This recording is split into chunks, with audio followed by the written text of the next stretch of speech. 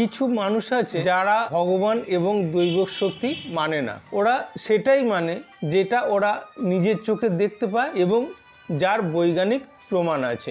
কিন্তু এমন কিছু জিনিস আছে যার উত্তর বিজ্ঞান এখনো পর্যন্ত খুঁজে পায়নি। বিজ্ঞান আমাদের রক্ত পরীক্ষা করে রক্তের বিষয়ে ক্ষুদ্র থেকে ক্ষুদ্রতম তথ্য আমাদের জানাতে পারে, যেমন রক্তের গ্রুপ কি, কোন রক্ত কার মধ্যে দেওয়া যাবে, ইত্যাদি ইত্যাদি। কিন্তু রক্ত কিভাবে তৈরি হয় বিজ্ঞান আজও পর্যন্ত জানতে সক্ষম হয়নি। আজও পর্যন্ত কোনো ল্যাবরেটরিতে রক্ত তৈরি হয়নি। বিজ্ঞান একজনের শরীর থেকে আরেকজনের শরীরে রক্ত দিতে পারে, বিজ্ঞান টেস্ট টিউবে বাচ্চা পর্যন্ত তৈরি করতে পারে, কিন্তু বিজ্ঞান ওই বাচ্চার শরীরের রক্ত কিভাবে তৈরি হয় আজও পর্যন্ত জানতে সক্ষম হয়নি। এভাবেই আমরা বিচার বিবেচনা করে বলতে পারি বিজ্ঞান কখনোই ভগবানের থেকে বড় হতে পারে না। কোনো তো অদৃশ্য শক্তি আছে